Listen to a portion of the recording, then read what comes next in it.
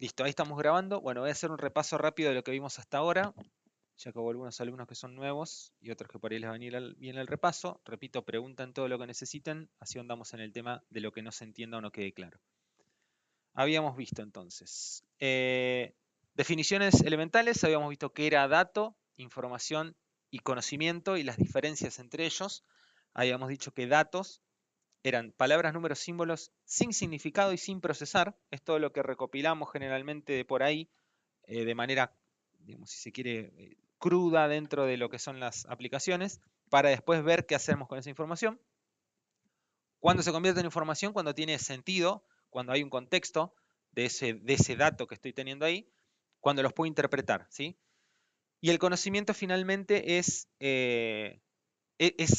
ese dato que yo adquirí, que se convirtió en información, que me permite a mí adquirir dato valioso, información valiosa que yo puedo llegar a tomar alguna acción con eso, ¿sí? Por eso dice adquirir información valiosa, comprender la realidad por medio de la razón. Son ya informaciones que a mí me dan posibilidades de tomar decisiones. Por ejemplo, habíamos visto estos numeritos, 170, 72 y 36, que en primero uno dice 170 qué. Si hablo de 170 metros, no sé, por ahí estoy hablando de un barco. Si hablo de 170 kilómetros, no sé, por ahí estoy hablando de un mapa. ¿Sí? 72 qué, bueno, también puedo interpretar. Entonces, cuando le meto contexto a esto, ahí ya empiezo a entender. Dicen, 170 centímetros. Ya, o es una mesa, o no sé, es una bicicleta, capaz un autito cortito, no lo sé. Pero cuando Sí, dice 72 no kilos, aparece perdón, no aparece la pantalla compartida. ¡ay! Pero nadie me dijo. Bueno, ven, gracias ahí, bien ahí. Estaba a punto de decirle, profe. Pero díganme, che, no, No, pero yo estaba en la cocina, me estaba está bien, preparando un pues no mate pasa nada, cocido. gritame de allá, Dale, Martín, dale. Que en realidad no sabíamos si estaba compartiendo o no. Sí, sí, pues estaba. Cuando Bueno, dijo 170 asocié a Messi ya directamente. claro, bueno, pero se acuerdan de esto, Y ¿no? no lo vi Dato. a Messi y dije, algo está mal. Está bien, está bien. Ahí está, ¿no? Estas pantallitas se acuerdan. Dato, Sí, sí, información, sí. conocimiento. Ahí estaban los 170, 72, 36. Entonces vamos interpretando centímetros, kilos y años y ahí ya sabemos que estamos hablando de una persona humana. Y si vemos la fotito, que es el conocimiento, ya sabemos que más cosas de Messi, ¿no? Que tiene, no sé, X años. Ahora dice 36 ahí, pero esto me quedó viejo, me parece, ya no tiene más 36, ¿no? Tiene como 38 Messi, creo. Pero bueno, ya sabemos qué equipo juega, que tiene mucho dinero, que está con Antonella, que tiene, creo que dos nenes, bueno, conocimiento, ¿no? Y después habíamos visto la diferencia entre sabiduría e inteligencia. Y le habíamos preguntado a ChatGPT. Básicamente dice la inteligencia se refiere a la habilidad de aprender, comprender y aplicar conocimientos, mientras que la sabiduría refiere a la capacidad de utilizar ese conocimiento de manera efectiva para tomar decisiones acertadas y actuar con empatía y comprensión. Y acá habíamos hablado de qué nos imaginábamos cuando hablábamos de alguien inteligente, que puede ser un animalito, que es inteligente, que cuando lo llamas viene, que cuando lo retás entiende que lo estás retando, y la diferencia entre sabiduría, que es la experiencia lograda a lo largo del tiempo. Uno va acopiando esa información con inteligencia y finalmente obtiene sabiduría. Y ahí había preguntado a ChatGPT si se consideraba o no inteligente o sabio. Eso fue hace como 2 años. Ahora yo entiendo que ya ChatGPT es sabio porque también va recopilando información de todo lo que hablamos con él, o con ella, o con eso, no sé. Habíamos hablado del origen del almacenamiento de los datos. Habíamos hablado, ¿se acuerdan de la Biblioteca de Alejandría? Que era una, o la primera biblioteca. Pregunta, Que ¿eso va a ser pregunta de parcial? cualquier cosa de lo que vemos en la clase puede ser pregunta parcial. No voy a hacer preguntas tontas. Van a ser preguntas más enfocadas a cosas importantes. No le voy a preguntar cómo se llamaba la biblioteca que se incendió. Eso no, por ahí no les voy a preguntar. Pero sí que entiendan un poquito de la historia, ¿no? Por ejemplo, les podría preguntar, bueno, esto es un poco de historia muy general, pero no sé, de esto seguro que no les pregunte. Sinceramente no tiene mucho sentido que sepan esto para que ustedes se lleven algo, ¿no? Un poquito desde cuánto hace que estamos queriendo almacenar información, desde 4000 años antes de Cristo. Eso, por ejemplo, es importante. Eh, y hoy lo seguimos haciendo y lo vamos a seguir haciendo, entiendo que por mucho tiempo, hasta no sé cuántos, ¿no? ¿Qué es una base de datos? Bueno, es el producto de nuestra necesidad de almacenar información Es el conjunto de información almacenada y consultada sistemáticamente. Esa parte, almacenada sistemáticamente, para que sea una base de datos, es muy importante.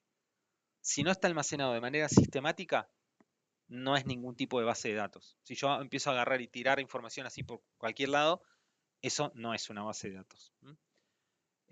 Cuando hablamos de una base de datos primitiva o no digital, o no sistema gestor, sino una base de datos primitiva, hablamos de una biblioteca, de una carpeta ordenada de manera sistemática, y obviamente las bases de datos digitales entran en esto.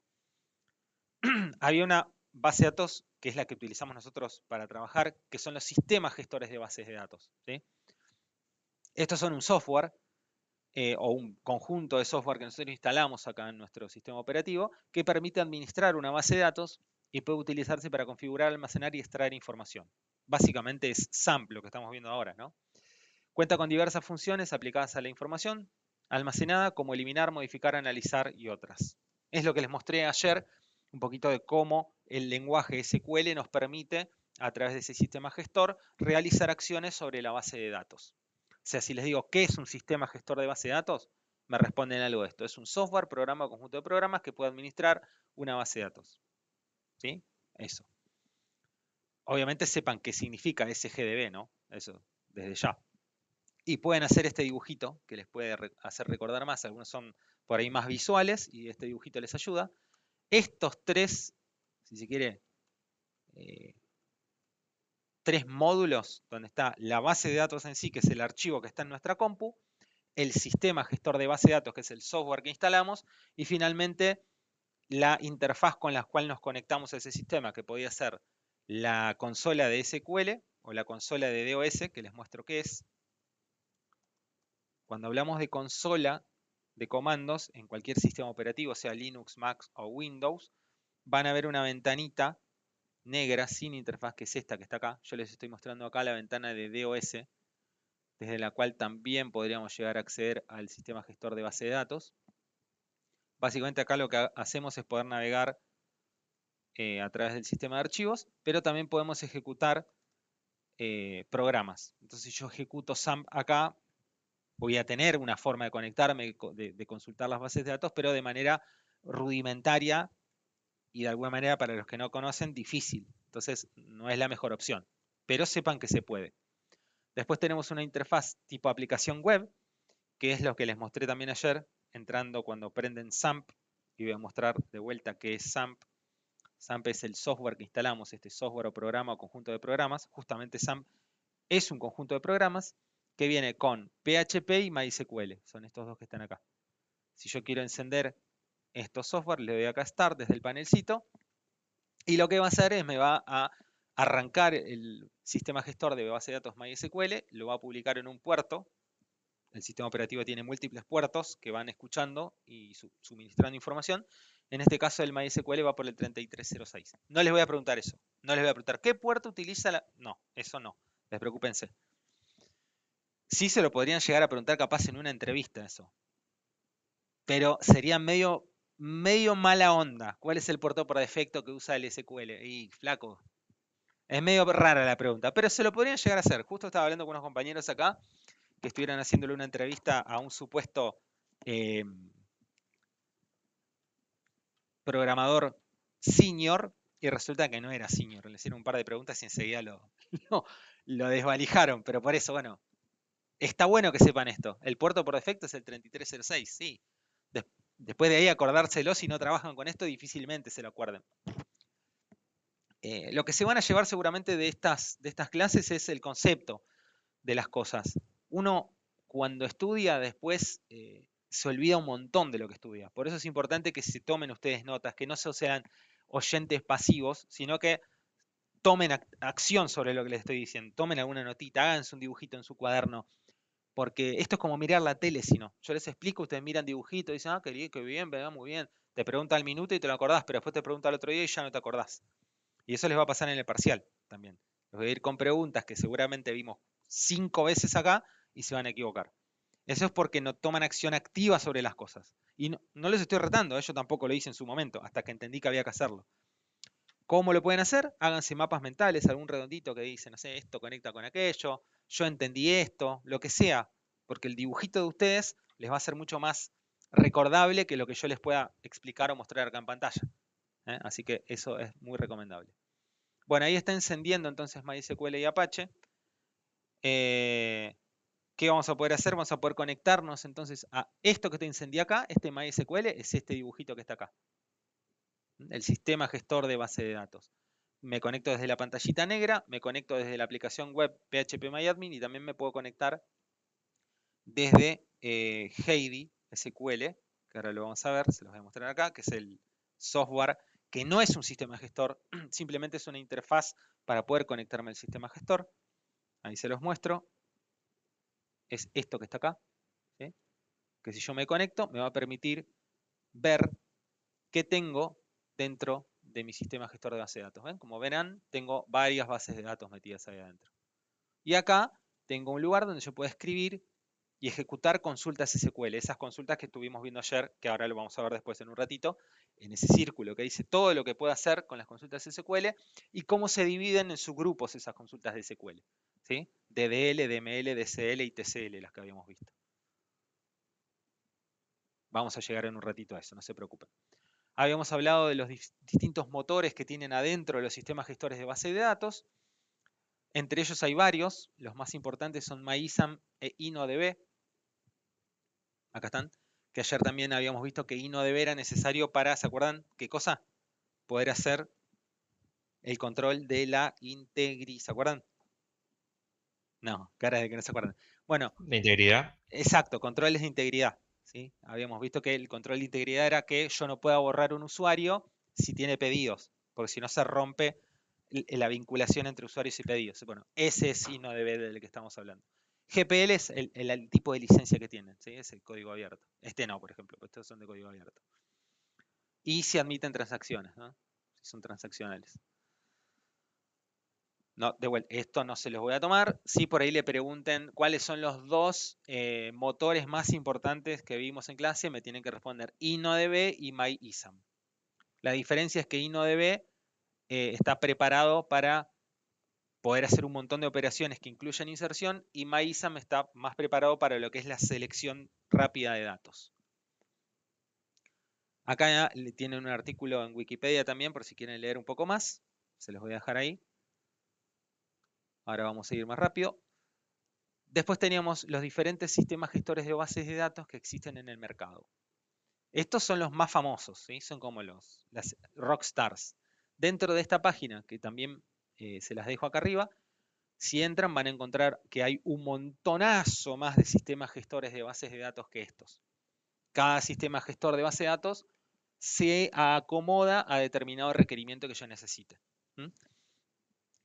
Entre los más famosos, si se quiere, van a encontrarse algunos que son relacionales y otros que son no SQL o no relacionales. ¿Cuáles son relacionales acá? Son Oracle, MySQL, Postgres y SQL Server. Y después tienen Mongo, Elastic y Redis, que son no relacionales. O sea, se va a almacenar la información en vez de en tablas, en documentos clave-valor. ¿Se acuerdan que eran los documentos clave-valor o no? ¿No se acuerdan? Muy bien, díganme, no me acuerdo, profe. Les muestro lo que es un documento clave-valor rápidamente. Che, no tengan vergüenza en preguntar, ¿eh? O si voy muy rápido me dicen, vamos, andame despacio, no sé, lo que necesitan. Estoy para que entiendan. Y no quiero ser tampoco una radio. O sea, pregúntenme lo que quieran ustedes. Acá un compañero consulta las APIs. Me habían hecho esa pregunta. No tiene nada que ver con APIs. La única relación que le encuentro con la API es que las APIs sí transmiten formato JSON, que es parecido al de, digamos, es igual, es el mismo que el que utilizan los sistemas de base de datos no relacional. Abrir imagen en una nueva pestaña, así lo pueden ver. Esto es un documento, por ejemplo, JSON, ¿ven? Arranca con una llave que abre, termina con una llave que cierra y adentro tiene clave, valor, clave, valor, clave, valor, ¿sí? Dentro de estos clave, valor yo puedo tener, ¿cómo se dice?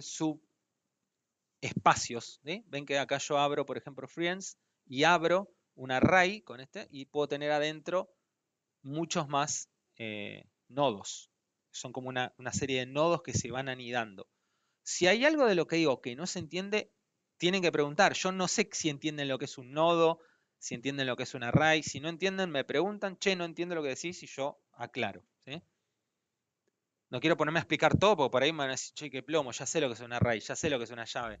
No me expliques. Yo pregunto porque no quiero interrumpir a los chicos. ¿A Porque qué, chicos? yo, ¿Qué? a mi compañero, Pero si como no yo dicen nada. Sí. prácticamente no sé nada, entonces Sí. para mí todo es nuevo. Bueno, pregunta tranquilo. No importa. Pregunta tranquilo. Entonces, esto es un documento JSON. Este es el formato que tiene, para que lo sepan. Si llegamos a ver a fin de cuatrimestre MongoDB, van a ver que se ejecuta usando esto. Y los resultados que nos van a dar son todos en estos formatos. Y el lenguaje es parecido al SQL. No es igual, pero es parecido.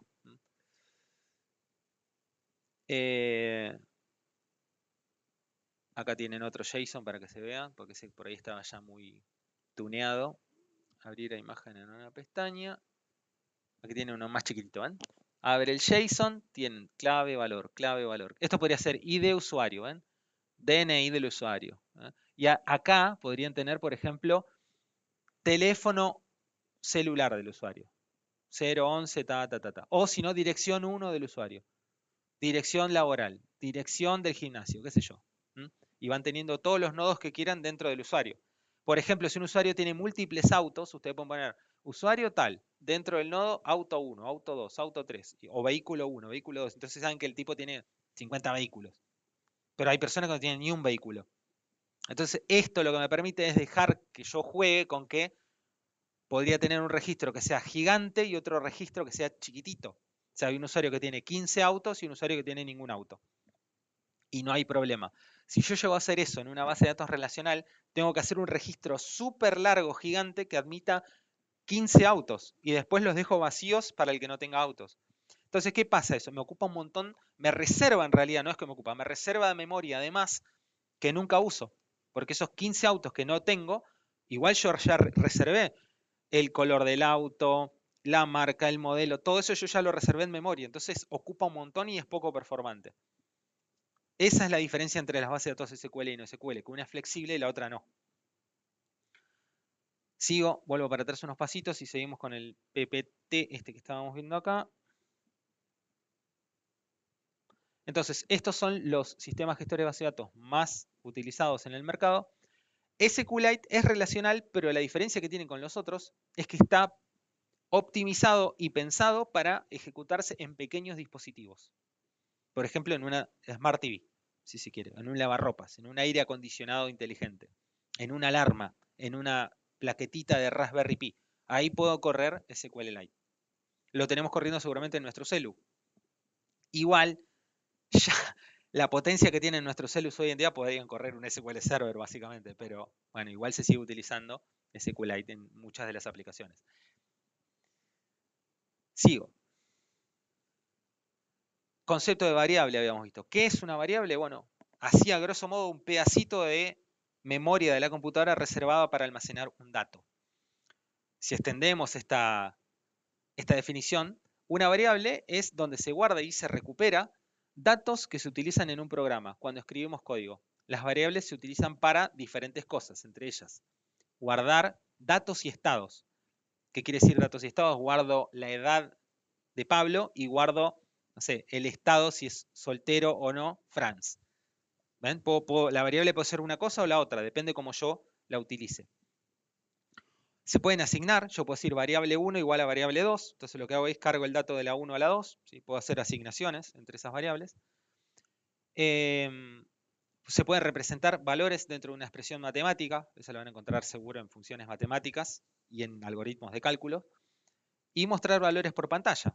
Tengo almacenado el nombre Pablo Emanuel Coca dentro de la variable A, yo hago print A y me sale Pablo Emanuel Coca, porque tenía ahí adentro todo ese texto.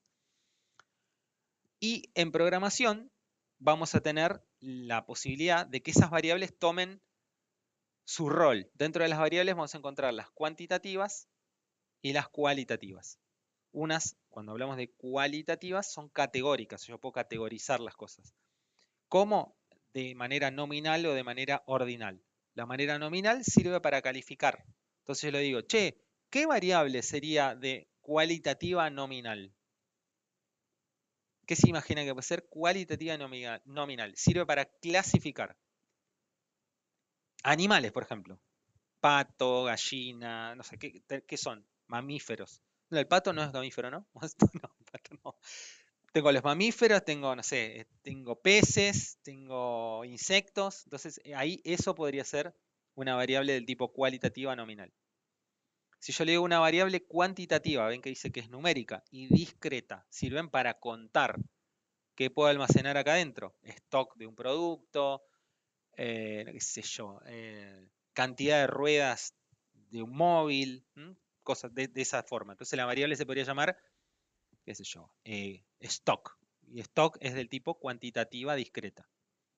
Después están las cuantitativas contiguas, ¿ven? Que sirven para medir cuántos kilobytes de almacenamiento soporta el disco rígido tal. ¿Cuántos productos entran en el hangar de distribución que tenemos en tal lugar? Sirven para medir. Entonces depende cómo yo defina esa variable, la puedo utilizar para lo que quiera. Eso es lo que explica este PPT. ¿Sí? O sea, la variable puede tomar la forma que yo necesite que tome. Obviamente también se usan en IA las variables para poder tomar decisiones. ¿Estás en la peluquería, Pablo? Pasan autos ahí. Ah, mirá qué bien. Bueno, para que quede gráficamente, la variable es como si fuese una cajita de un tamaño determinado. Si yo defino una cajita que va a almacenar solo números enteros, la cajita va a ser de un tamaño chiquitito. Si yo defino una cajita que va a almacenar texto variable, la caja tiene que ser más grande. Entonces, si yo quiero meter, por ejemplo, un texto variable dentro de una cajita de un entero, no me lo va a permitir, porque es como que quiero meter un Smart TV gigante en una cajita de celular. No voy a poder. Al revés sí voy a poder. Un celular sí lo puedo tirar adentro de la caja del Smart TV. De hecho, muchos celulares me van a entrar ahí. ¿Se entiende? Son los tipos de datos. Eso, el tamaño de la cajita o de la caja va a ser el tipo de dato. Cuanto más grande sea el tipo de dato, más datos primitivos me va a aceptar. O sea, más objetos chiquitos. Pero no al revés. ¿Está? Entonces, siempre que defina una variable, voy a necesitar decirle de qué tipo es en base a datos relacionales esa variable. Acá, por ejemplo, defino una entidad. ¿Se acuerdan lo que era una entidad? Sí. A ver cómo lo puede explicar que era una entidad. Como le salga, sin vergüenza, como le salga. ¿Qué es una entidad? La representación. ¿De qué? Bien, bien, bien. Arrancaste muy bien. ¿De qué? Está bien, arrancaste perfecto, pero ¿de qué es la representación de qué? De un objeto o Exacto. algo de la realidad, digamos. Exacto, ¿dónde? ¿Dónde lo representas eso? En nuestro caso. En una tabla. Exactamente, muy bien. O sea, agarramos cualquier objeto de la vida real y decimos, vamos a hacer la tabla controles remotos. ¿Qué tienen los controles remotos? Un color, tienen una cantidad de botones, un peso, cuántas pilas llevan, qué sé yo, ¿no? Eso. Entonces, esto representa una entidad. Básicamente dice que tiene un ID, un nombre, un email, una URL. ¿Saben lo que es una URL? Esto es una URL. Cuando nosotros escribimos en el navegador, en cualquier... uy, perdón, tengo confundido que en el laburo uso Mac ahora y todo es distinto, entonces hago clic con un botón, con el otro, me mareo todo. Ahí. Esto que yo escribo acá es la URL. ¿Ven? Todo este choclo que está acá arriba es la URL de algo. El famoso link. Sí, exacto. Se llama localizador uniforme de recursos en español o Uniform Resource Locator en inglés. O sea que es esto que nosotros vemos siempre acá en el navegador. Eso es la URL. Y después existe el path. Eso se lo digo para lo que sepan. ¿Saben lo que es el path? Path en inglés es camino. Se escribe así. Path. Path. Camino, ¿ven? ¿Qué es eso? ¿Se lo escucharon alguna vez o nunca lo escucharon? Path. Y no me responde nadie. Sí, sí, no. Ok. Esto es el path. Yo abro una carpeta dentro de mi sistema operativo. Y esto que está acá arriba que dicen, la URL, no. Esto se llama path. Porque ven que es un camino que va al disco C, users, el nombre de la computadora, documents, la carpeta IFTS18, la carpeta administración de base de datos, la carpeta presentaciones, y ahí está la presentación que están viendo acá. Ese se llama path, o sea, es un camino. La URL es distinta porque tiene cosas adentro. Ven que la diferencia entre un path y una URL, ves que tiene igual, tiene guión bajo, tiene un montón de cosas. Uno es local y el otro es en línea. Sí, exacto. Sí, uno hace referencia local dentro de una computadora y la otra hace referencia a un lugar que está en internet. Bueno, volvamos un poquito. ¿Dónde quedé? Acá. Hablábamos entonces de las variables y de finalmente cómo se definía la entidad. O sea, una tablita con una serie de columnas es una entidad. Esto que ven acá es una captura que hice del sistema gráfico que se conecta con la base de datos que se llama PHPMyAdmin. Lo vamos a ver en un ratito. Ya que estoy, lo voy a poner a arrancar, porque ayer se acuerdan que lo puse a arrancar y tardó 1000 años. Así que ahora lo voy a poner de vuelta a arrancar, a ver si tengo más suerte. Ahí lo puse. Se pone localhost /phpMyAdmin dentro de cualquier navegador. Obviamente tienen que tener encendido el SAMP. ¿Alguno ya instaló SAMP en su computadora? Todavía nadie instaló nada. ¿Cómo están de instalaciones? Yo lo instalé en la computadora de mi casa. Bueno, bárbaro. Seguramente mañana les dejo el instructivo de cómo se instala. El que ya sepa instalar, vaya instalándolo. Y el que no... No sé, yo me estoy mando nada más. ¿Está bien? Bueno. Me podía quedar sin computadora tranquilamente, pero bueno. Sí, recuerden que, bueno, puede pasar eso. Si no saben, les había pasado ayer un software de SQL Online. Levantó, qué rápido. Ahí levantó, ahí está el PHPMyAdmin. Así se ve.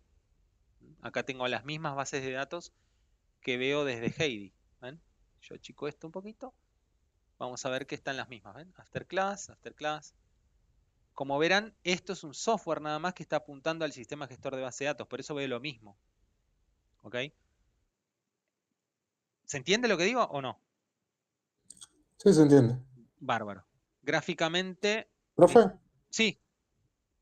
cambié de computadora porque va muy rápido. No. No sé qué pasó. Qué raro. Sí, raro. Básicamente lo que les estoy mostrando, vuelvo unas para atrás. Ay, me pasé muy para atrás, me fui.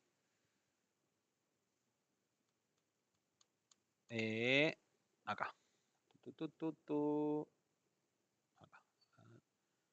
Lo que les estaba mostrando de Heidi y PHPMyAdmin son estos dos. Heidi es este y PHPMyAdmin es este. La pantallita negra es este. Ven que los tres se conectan a lo mismo. O sea, de los tres voy a poder ver las mismas cosas. Todo el cálculo y el procesamiento se hace acá. Finalmente esto escribe acá. Y cuando yo apago todo, los datos persisten acá. Esto que ven acá, les voy a mostrar finalmente qué es físicamente, ¿no? Porque ahí están viendo un dibujito. Físicamente es algo que está en disco C. En el caso nuestro, porque instalamos SAMP, está en la carpeta SAMP. Dentro de la carpeta SAMP, vamos a la carpeta MySQL y la carpeta Data. Acá dentro están los archivos físicos de las bases de datos. Si nos fijamos, van a ver que los nombres de las bases de datos que ven estos softwares que interpretan, como PHPMyAdmin y Heidi, son los mismos nombres de los archivos que están acá en el disco rígido. ¿Ven? Afterclass Prácticas, la base Afterclass Prácticas. Yo entro a la carpeta de archivos, me voy a encontrar con archivitos ya. Que cuando yo apago el sistema, apago la computadora, esto persiste acá. Si yo trato de abrir esto, no es que voy a ver los datos tal cual los veo con el sistema gestor de base de datos, con el software. Miren, si yo vengo acá, entro a la base de datos Afterclass Práctica, van a ver que esto me muestra de manera muy linda acá las tablas y me pone botoncitos de examinar, estructuras. Si yo pongo, por ejemplo, en la tabla categorías examinar, espero que no esté vacía, seguramente está vacía, siempre me pasa lo mismo cuando quiero mostrar algo. No está vacía. Bueno, ¿ven? Gráficamente yo le hice che, mostrame, le dice explorar, pero fíjense en la consulta que hizo. Hizo select asterisco from categorías, ¿ven? Esa es la consulta de SQL que gráficamente se hizo por detrás. Si yo esto lo copio y me voy a Heidi y ejecuto la misma sentencia SQL, control B. Bueno, creo que copié mal. Voy de vuelta, hago botón derecho copiar. Y vengo acá y hago botón derecho pegar. Ahí está. Lo que va a hacer es esta sentencia, este comando. Fíjense que el resultado de hacer esta sentencia acá fue que me trajo 1, 2, 3, 4 registros. Estos son los registros, son como líneas, ¿ven? Acá, de manera hermosa, me muestra el botón editar, copiar y borrar. Si yo hago editar, me va a dejar editar el contenido. Borrarlo borra y copiar no sé qué hace, pero bueno. Pero tiene botoncitos, todo muy lindo, con colores, todo pipí cucú. Ahora, cuando yo ya voy a Heidi, es menos amigable todo esto. Si yo hago, obviamente me tengo que parar sobre la base de datos que voy a ejecutar, hago esta ejecución con el botoncito acá. Ven que está lo mismo, electrónico, garbazar, pero ya no tengo el botoncito de editar, borrar, ya lo tengo que hacer con código, ¿ven? Bueno, esto que está acá, toda esta información, está almacenada en estos archivos. Fíjense que yo abrí la tabla categorías, ¿ven? Si yo trato de abrir acá categorías, voy a tratar de abrir con un bloc de notas para que veamos qué tiene adentro efectivamente. Vamos a ver una cosa espantosa como esta. No sé si se llega a ver. ¿Se están viendo todos unos jeroglíficos? Como los que veíamos en las piedras. Bueno, esto está codificado. Por eso yo no puedo abrir la base de datos y mirar adentro porque no entiendo qué hay. En realidad, lo que está tratando de hacer acá el bloc de notas es entender esos ceros y unos de alguna manera y lo que interpreta son estos jeroglíficos en chino. Pero en realidad son ceros y unos que están almacenados ahí adentro. Entonces, esto está codificado. Lo que hace el sistema gestor es comprender lo que está codificado ahí y transmitirlo de alguna manera a texto entendible por un humano, que es esto que está acá. Ese trabajo... ¿Puedo hacer una preguntita? Sí, mandale, sí. O sea, estoy tratando como de compararlo con algo y ponele un PDF y ponele Word. Sí. Podría ser como una comparación, ponele que, o sea, el dato que está en la carpeta es el PDF y el Word, ahí podés como manejar el texto, cambiarlo, ordenarlo, administrar, no sé, como una cosa así. Exactamente, sí. El Word sería nuestro sistema gestor de base de datos, sí. Exacto. Y el archivo resultante de Word es nuestro archivo de base de datos. Exacto. Si ustedes quieren abrir un Word con bloc de notas, les va a pasar lo mismo. Van a encontrarse con que no abre texto legible, abre todo jeroglíficos, porque también está codificado ese archivo de Word, igual que hace el sistema gestor de base de datos. Entonces, si ya lo abrimos y listo, se veían todos los jeroglíficos. Y lo que le querías mostrar es que ese trabajo de conversión de jeroglíficos a texto legible los hace, vamos amigo, este circulito que va a aparecer ahora, esto. Esto es el trabajo de entendimiento de esos jeroglíficos que están acá, los procesa y nos muestra por pantalla, ya sea al usuario, a PHPMyAdmin que estábamos viendo o a Heidi, el texto que nosotros entendemos finalmente. Una interfaz de visualización. Claro, sería una cosa así. Seguimos por acá. Bueno, características de los DBMS. O sea, sí, dale. Voy a hacer muchas cosas. O sea, esto solo más y sí necesito después una de las... No te escucho. Pensé que era yo. Se te está cortando mucho. Lara, ¿no? ¿Que está hablando? Sí. Sí, es la... A ver si vamos de vuelta. ¿Qué preguntabas? Hola. Ahí te pareciera que está bien, a ver. Ok. Vos tenés MySQL, pero sí o sí necesitas alguno de los otros tres. Sí. O la pantallita negra, o el visual, que es PHPMyAdmin, o Heidi. Mínimo alguno de los tres para poder interactuar con el sistema gestor. Ok, porque entonces MySQL sería como, no sé, un ponele. o sea, un mediador, ponele. Sí, ¿Una ajá, cosa así? Ok, ok. sí, sí, correcto. Igual es muy raro que vos instales MySQL y no tengas alguna interfaz mínima. Siempre vas a tener como mínimo la pantallita negra. ¿Por qué? Porque MySQL se instala sobre un sistema operativo. Y el sistema operativo mínimo lo que trae es la pantallita negra. O sea que siempre vas a tener alguna Claro, manera sí, me de... acuerdo que nos habías mostrado, pero como que la pantalla es medio triste. Entonces, mejor sí, abrirlo. No. exacto, sí. Bueno, características de los DBMS o SGDB. ¿Se acuerdan que era SGDB o DBMS? ¿Se acuerdan las dos siglas? Sistema gestor de base de datos y el otro en inglés.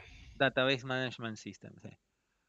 Tenía que cumplir estas 5 condiciones para ser considerado DBMS o SGDB. Independencia lógica y física de los datos. ¿Se acuerdan? Atacaba el hardware, no le pasa nada al software. Atacó el software, no le pasa nada al hardware. Son independientes.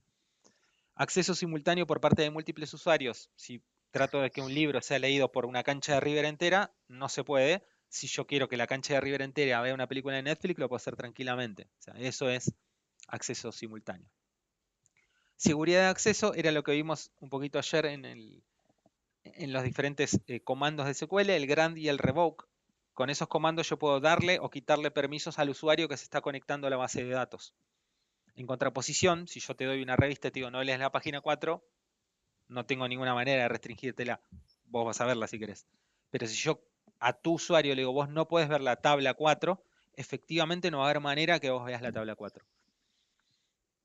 Consultas complejas optimizadas es básicamente poder hacer una consulta que a una persona, por ejemplo, en una biblioteca, si yo le digo tráeme todos los libros de tu biblioteca que en la página 5 tengan un dibujo de una mariposa, esa persona puede tardar meses o años en encontrar toda esa información.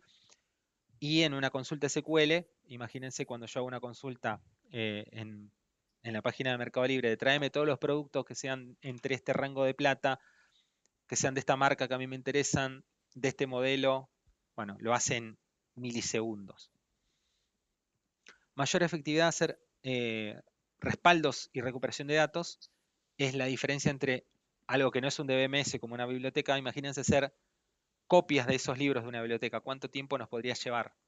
También años haciendo fotocopias de esos libros. En cambio, en una base de datos yo en 2 o 3 clics ya hago el backup de la base de datos. Así que bueno, eso pueden explicar cuando cuenten sobre esto. En resumen, lo que estábamos viendo acá, el sistema gestor de base de datos es el conjunto entre el archivo que les mostré y el software que instalamos para poder interpretar ese archivo. O sea, el sistema gestor MySQL más OJD o la pantallita negra o PHPMyAdmin. Todo eso en conjunto es el sistema gestor de base de datos. Un poquito de historia, rápida y muy cortita, esto sí, acuérdenselo, en realidad la historia es mucho más amplia, pero acá está súper acotada. Se crea el lenguaje SQL en el 70, no hace tanto, o sea, sí es bastante contemporáneo. Se crea en la empresa IBM, lo crea una persona, Edgar Frank Cole. Esa persona después se va, forman la empresa Oracle, que es el primer sistema que sale a la venta, corporativo, donde ya ese lenguaje SQL toma acción real sobre el mercado y empieza a producir valor a través de los sistemas gestores de base de datos que Oracle ofrecía. En el 77, o sea, fíjense que casi una década después, desde que se crea el lenguaje hasta que sale el primer sistema gestor. En el 89 y nomás, Microsoft también saca su sistema gestor, SQL Server, y a partir del año 90, ya mucho más hacia acá en la historia, varios de nosotros ya nacimos, yo nací en el 83 igual, pero varios de acá seguramente nacieron a partir del 90, salen los primeros sistemas de base de datos open source. Esto significa que son de código abierto. ¿Qué quiere decir? Que son gratuitos. Vos podés bajarte el código y modificarlo a tu gusto para poder distribuirlo. Como si fuese Linux. No sé si alguno conoce Linux, utiliza esta distribución de manera open source. En el 95 salió MySQL, que es uno de los sistemas open source muy famosos que tuvo el mercado. Y después Postgres, ahí nomás, también gratuito en su momento. Después estos fueron comprados por la empresa, en el caso de MySQL fue comprado por Oracle. Y ahí se empezó a comercializar. La gente que hacía este sistema open source no quería que se burocratice y que se ponga corporativa la cosa. Así que hicieron lo que se llama un fork, que es agarrar y hacer una copia de ese código fuente, porque es open source, y se lo llevaron y al proyecto le llamaron MariaDB, que es lo que estamos usando efectivamente en este SAMP. Si bien dice MySQL ahí, porque la base es la misma, en realidad tiene MariaDB adentro. Y fíjense que esto fue a partir del 2009. Ahí por el 2000 salieron los primeros SQLite, es el más famoso, el sistema gestor para pequeños dispositivos, que tiene funciones reducidas, no funciona igual que un MySQL, que un Postgres, tiene muchas menos funcionalidades. Diferencias entre SQL y no SQL, lo que vamos a encontrar es que el sistema de base de datos relacional SQL almacena en formato tablas, y el formato no SQL o not only SQL almacena en formato tipo clave valor, que es lo que vimos hace unos minutos, con el tipo de documento JSON. Las diferencias particulares que tienen uno u otro es que el sistema de base de datos relacional está basado, como les dije, en tablas, el otro en documentos. El relacional mantiene la estructura definida, o sea, yo necesito decirle, che, este registro va a tener todos estos campos con estos tipos de datos. Y el sistema de base de datos no relacional es dinámico, puede crecer o disminuir, depende de la necesidad. Los sistemas de base de datos relacionales están más preparados para lo que es tener menor redundancia de datos, son más seguros, se utilizan para generalmente operaciones financieras o que requieran mucha seguridad.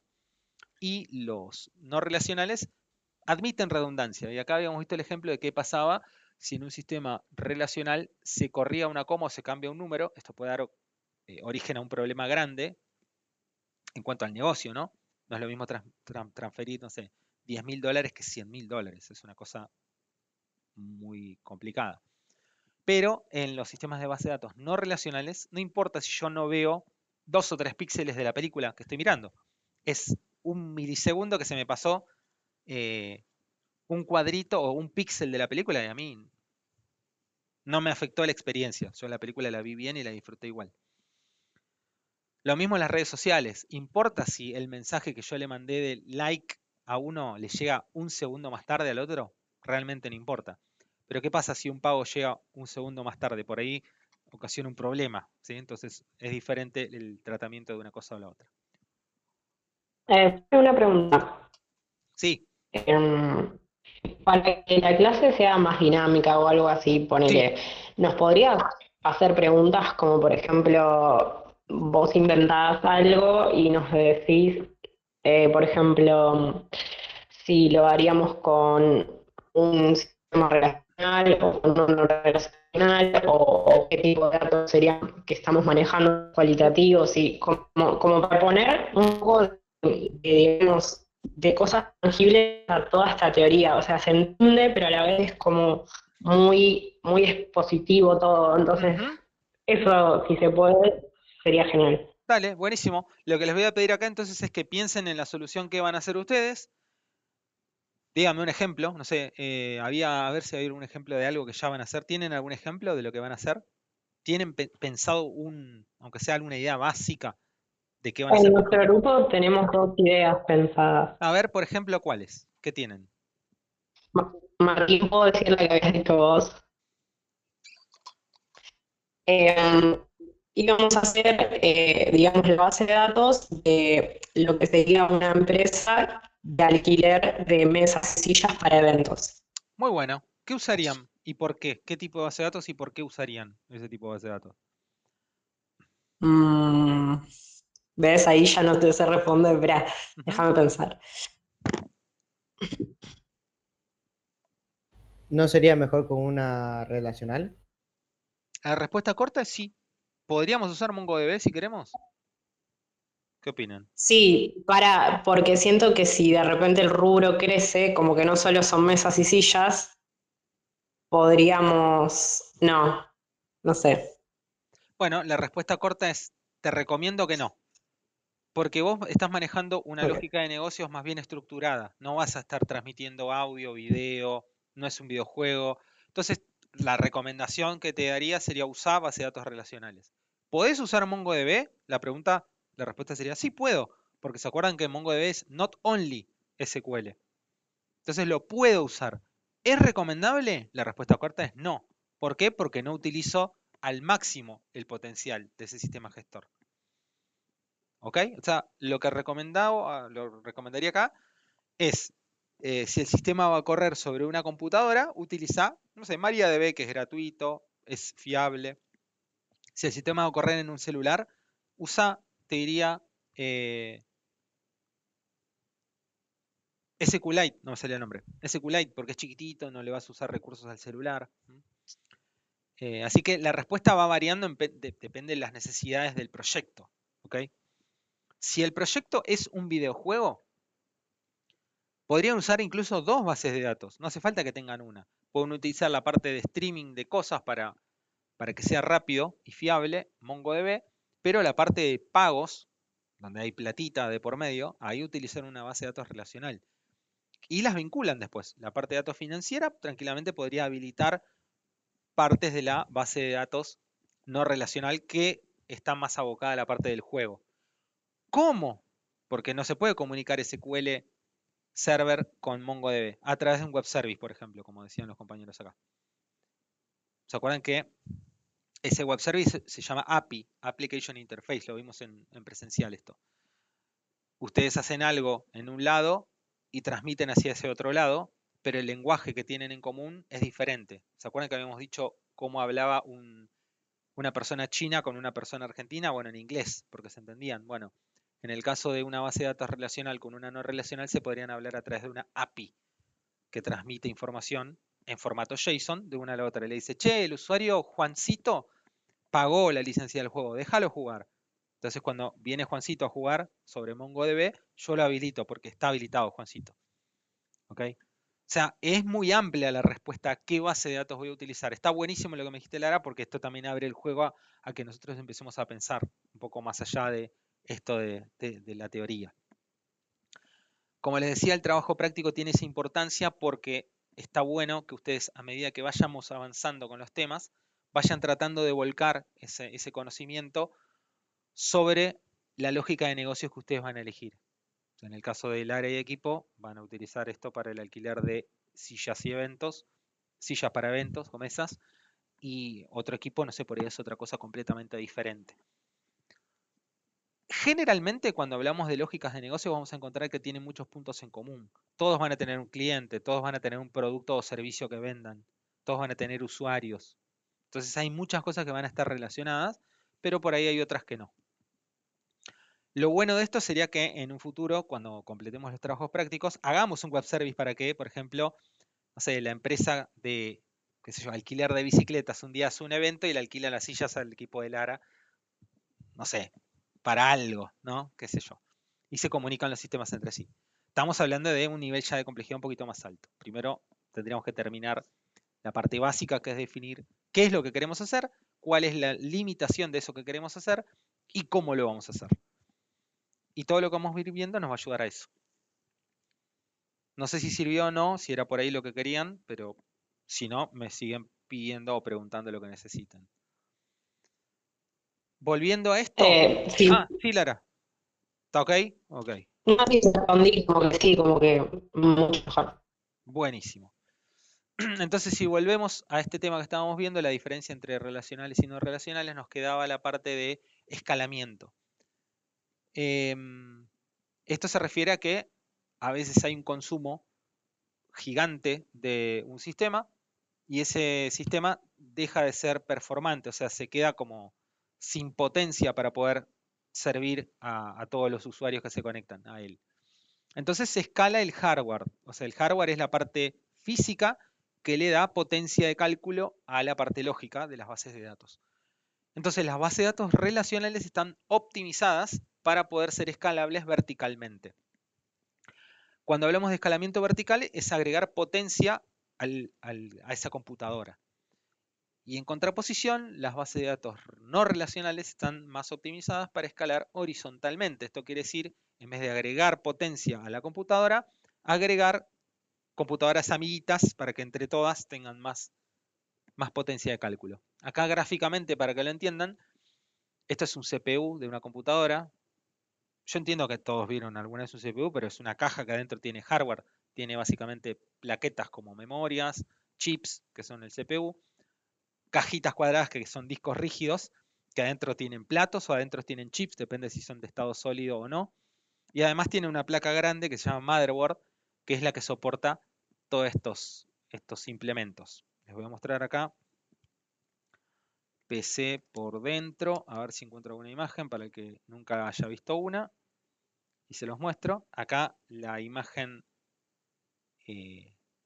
teórica más linda, a ver, y después una imagen real, más fea, de cómo es una computadora realmente. Acá en la parte teórica, denme un segundito, acá estamos. ¿Cómo es un ordenador? Dice acá. Bueno, por dentro. Y acá tiene la imagen, ¿ven? Este es el cuadrado este de chapa, generalmente con espacio para que entre aire. Tiene adentro una gran placa que se llama placa madre o placa base. Y sobre esa placa van las memorias RAM, que son estas barritas que le dan posibilidad de soportar memoria en tiempo de ejecución a la máquina. Una fuente de energía que básicamente convierte los 220 volts de la red a 12 volts usables.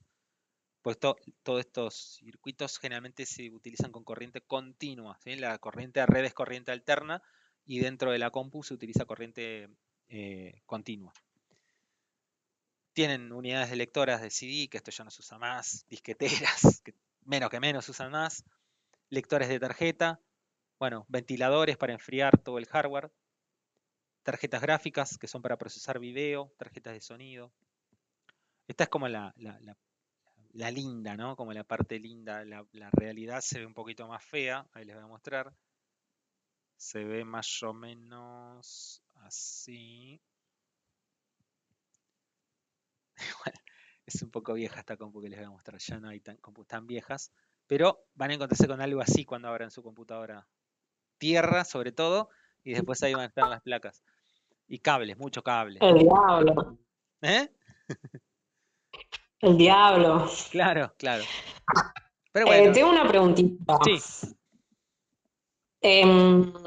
Por ejemplo, esto lo puedo comparar con un edificio que está, o sea, es algo vertical, que ocupa aire, que es, por ejemplo, residencial, un edificio. Y en cuanto a lote, en cuanto a terreno, no me ocupa tanto, sino que yo le saco, digamos, beneficio a lo aéreo. Sí. Pero quizás eso no me sirve para un hospital, ponele. Entonces necesito otro lote distinto. Así sería más o menos. Necesito algo así. ejemplo. Sí, imagínate que un barrio de casas es escalamiento horizontal y edificios es Claro. escalamiento vertical. O sea, la gente la pones en vertical, sí, entra, pero por ahí no va a estar tan cómoda como estar con casas, ¿no? Claro, pero y en cuanto a espacio es más eficiente hacer un edificio, porque...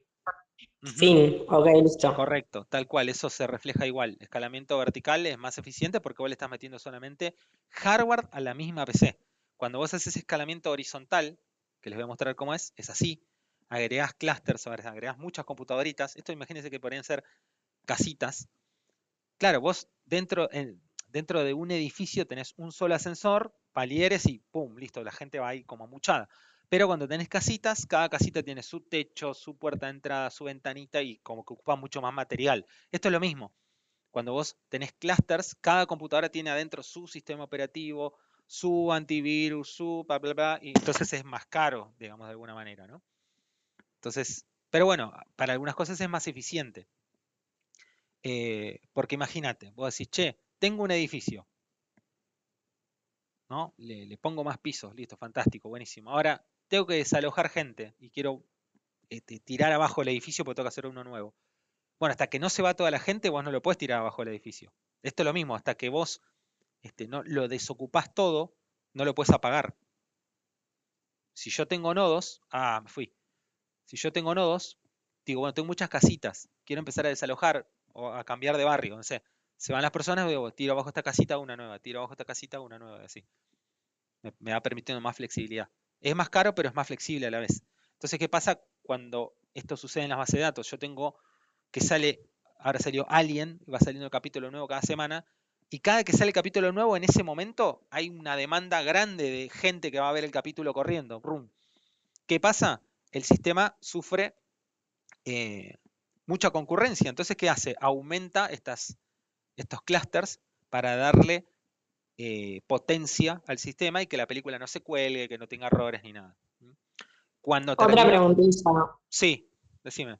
Cuando un sistema colapsa, es como si, no sé, mucha gente intentara entrar al edificio o a las casas y no entran, ponele. Exacto. Imagínate que todos del edificio dicen, adentro todos, y quieren correr todos, entrar por la puerta. Bueno, pensá que Ok. como cuando hay simulacro de incendios, todos corriendo, pum, bueno, Está bien. satura todo. Entonces, Ok. ¿qué hay que hacer ahí? Poner muchas puertas, o sea, hacer esto, ¿no?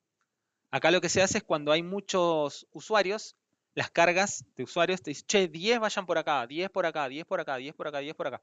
Entonces va soportando, cada maquinita va soportando a menos usuarios. O sea, la otra opción es esta, che, me estoy quedando chico. Bueno, dale gas, agranda la puerta, como pum, y se genera una potencia de cálculo más grande. No es lo mejor. Para escalar es mejor esta. Y después está el escalamiento híbrido, que juega un poco entre darle potencia de cálculo a cada maquinita y a la vez agregar nodos. ¿Ok? Eso es un poco a grandes rasgos el tema de escalamiento. Hay un apunte de esto que habla un poco más en detalle y creo que hay unos videos también que les voy a dejar, si no les dejé ya en la primera clase, que hablan de esto. ¿Dónde van a encontrar bases de datos relacionales y no relacionales? Bueno, en diversas cosas. Esto es un poco lo que hablaba Lara de, che, ¿realmente dónde labura esto? ¿Y cómo laburo esto? Bueno, en la web van a encontrar sistemas que utilicen tanto relacionales como no relacionales como las dos.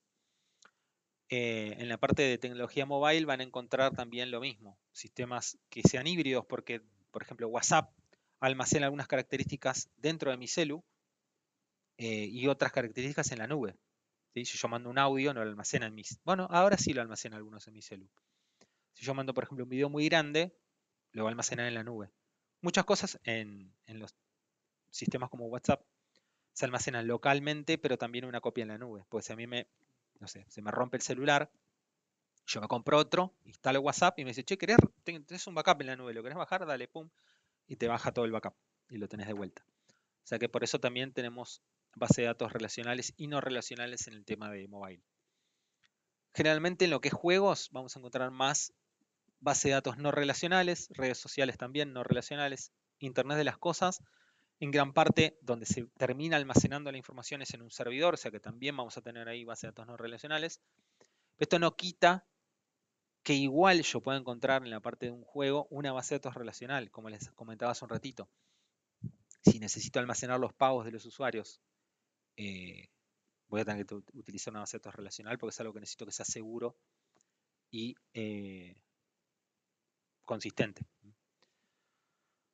Básicamente acá, ¿cómo almacenamos dentro de las bases de datos relacionales? Almacenamos en tablas. Así se representa la tabla, va a tener columnas y filas. Cada fila se va a llamar registro y cada columna se le puede llamar atributo o campo. Puedo tener tantas columnas o tantos atributos como quiera en la tabla. No se recomienda que esto sea gigante, no se recomienda hacer una tabla de 1000 atributos, porque empieza a perder el sentido de la performance. Hay tablas que he visto, tablas que tienen, no sé, 50 columnas, eso es algo que sí van a encontrar, pero no tablas de 100, 200 columnas, eso es muy raro. Porque si tenés una tabla de 100 columnas, seguramente hay algo que está mal pensado en el diseño. Las filas, estas filas o registros también se les llaman tuplas. Pueden encontrarlo como tuplas en los libros. Y los campos estos se llaman columnas o atributos también. Y la tabla en sí se le puede llamar esquema también. La IA le vino como anillo al dedo la administración de base de datos. Sí. Habíamos hablado de transacciones.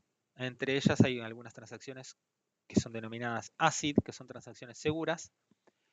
Es muy importante el concepto de transacción. Entiendan que una transacción es como un paquete de acciones que se debe realizarse en conjunto. O se completan todas exitosamente o no se completa ninguna. Habíamos hablado de transacciones en la vida real. Una transacción es una serie de pasos para lograr algo. Yo les había dicho el ejemplo de andar a comprar una coca o lo que sea, o una botella de algo, de agua, no ser más sano.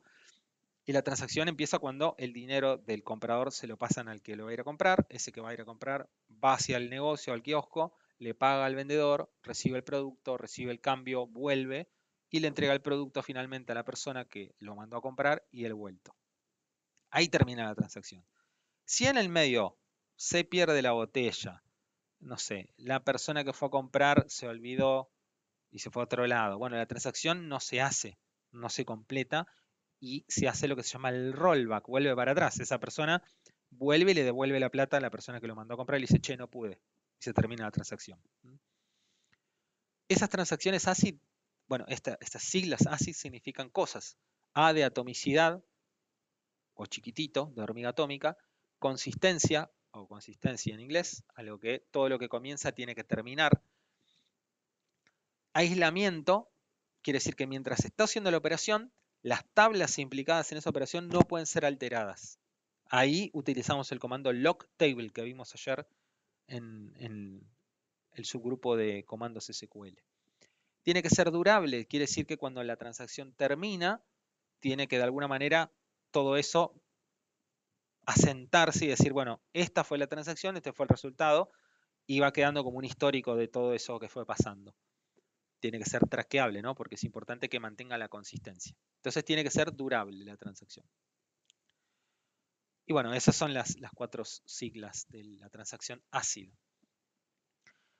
Y bueno, esto era simplemente un banner donde había puesto qué estábamos usando, que era SAMP. Acá la idea es que ya se instalen este software, vayan instalándolo. De vuelta, el que no sabe cómo instalarse en su computadora, puede utilizar algún software online, no hay ningún problema, o puede elaborar con algún compañero. También. Una pregunta. Sí. Yo tengo, por ejemplo, una base de datos, no sé, de un hospital donde tengo los pacientes y se van actualizando esos datos porque ponele la edad, a medida que pasa el tiempo va cambiando. Sí. ¿Se podría decir que eso es una transacción como interna del sistema o nada que ver? Bueno, a ver. Okay. Vamos a pensar algo, a ver, una transacción interna. Recordad que una transacción es una serie de pasos. ¿Sí? Si yo hago una actualización de una sola tabla, es una consulta en realidad. Ahora, si yo hago la actualización de un pedido, por ejemplo, digo, che, este pedido está mal, vamos a hacer que cambie de usuario, porque me equivoqué. El usuario que lo compró no era Juancito, era Pepito. Entonces, ¿qué tengo que hacer? Tengo que desasignar todo ese pedido y asignárselo a Pepito ahora. Entonces, la transacción sería desasigno a Juan, asigno a Pepito y cambio todos esos productos que estaban a Juancito a Pepito. Pum. Si no se hace nada de eso, o si algo de eso falla, volvamos atrás, porque hubo algún problema. Entonces, eso sí sería una transacción. No sería una alteración de un registro, sino sería la alteración de muchos registros. Y entonces te pregunto, ¿qué sería lo otro, la actualización? ¿Sería como alteración de registro? ¿Se le llama así? Sí, sí, exactamente, una actualización de un registro. Tanto el update como el delete está actualizando un registro en la tabla de la base de datos. Pero una transacción generalmente hace varias cosas. No solo actualiza, sino que también escribe, capaz que borra, hace una serie de pasos adentro.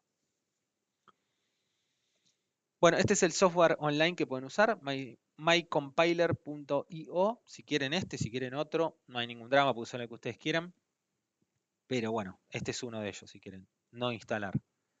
Eso era lo que vimos en la primera parte, digamos, de lo que vimos. Ahora vamos a seguir con lo que vimos ayer un poquito.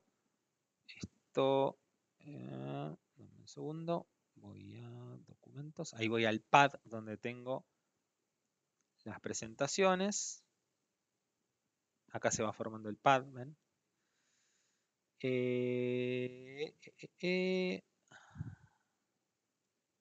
IFTC 18, bases de datos, presentaciones y...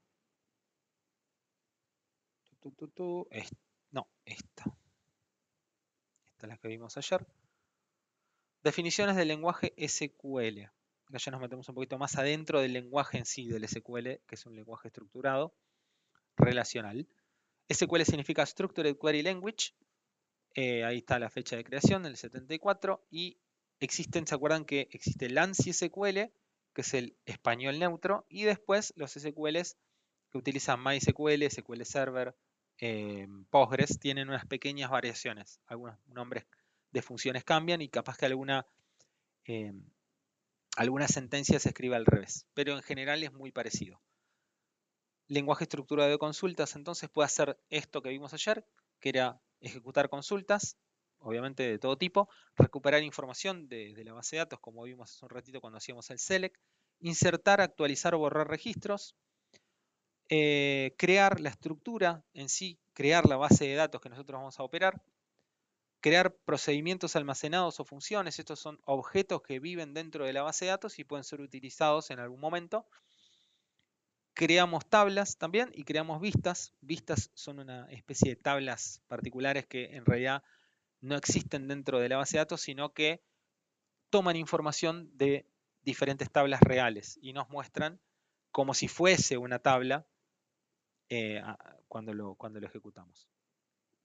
Existían 4 subgrupos de comandos SQL, los DDL, que son de definición, Data Definition Language, que justamente sirven para definir la estructura. Digo, la base de datos se va a llamar así, va a tener tales tablas, tales campos, esos campos algunos van a ser índices, cuáles son las restricciones, o sea, van a ser del tipo entero, acá no vas a poder meter texto, acá tiene que sí o sí venir un dato, no puede ser vacío, esas son las restricciones.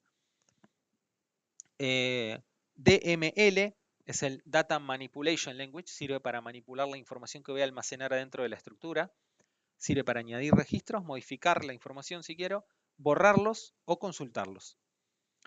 El TCL, que es el Transact Control Language, todo relacionado con transacciones, va a servir para setear transacciones, decirle, che, acá arranca la transacción, te voy a definir todo lo que va a ser la transacción.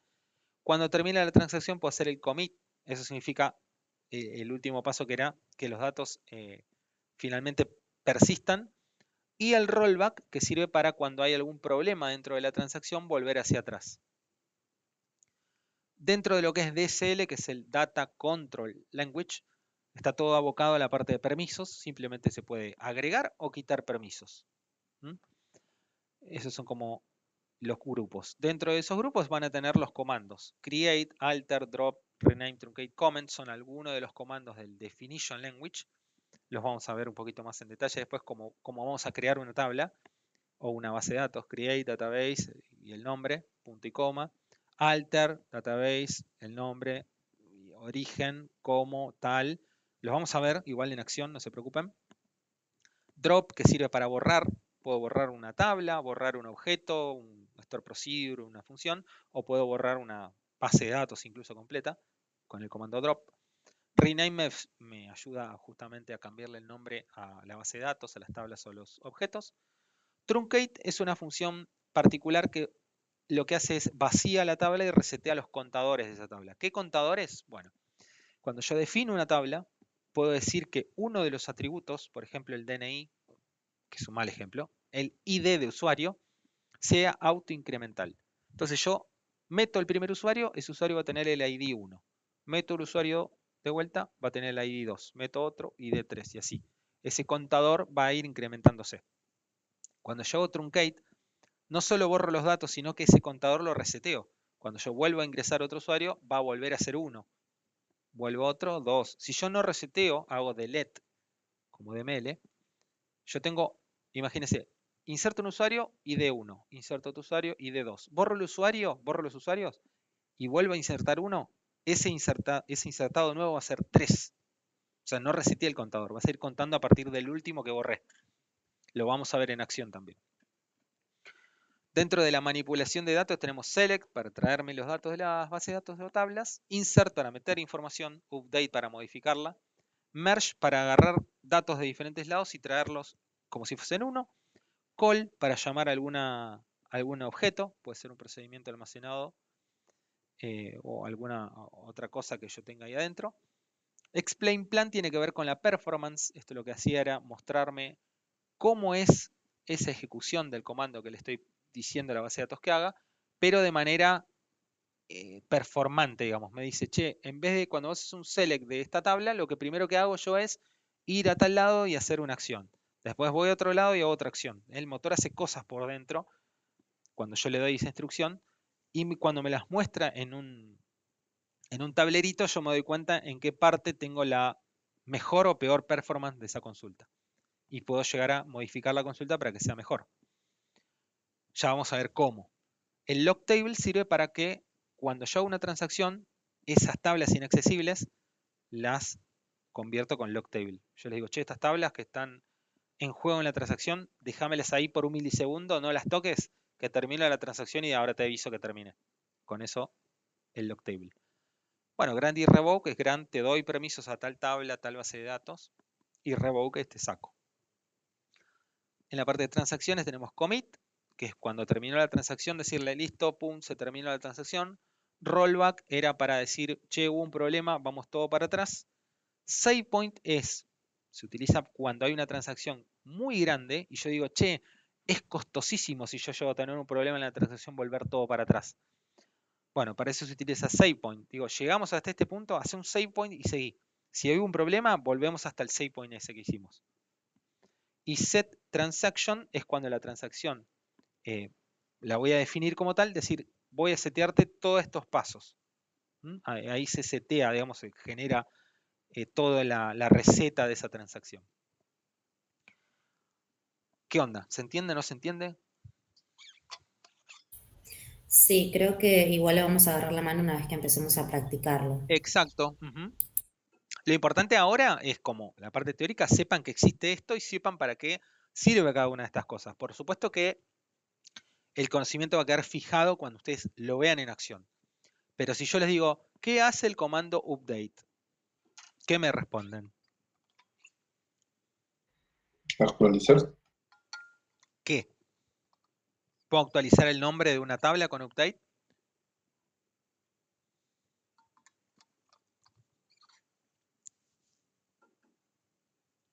Repite la última pregunta, profe. Sí, ¿puedo actualizar el nombre de una tabla con el comando update? Los atributos. ¿Qué los atributos? O sea, según la palabra que es update, que sería como cargar un dato, no sé si lo podrías modificar. No, update significa actualizar en inglés. Ahora, yo les digo, ¿puedo actualizar el nombre de la tabla usuarios con update y llamarle clientes? Sí. No. Buena, sí, no. Sí, ¿por qué? No, ¿por qué? A ver. Estamos jugando, sin vergüenza.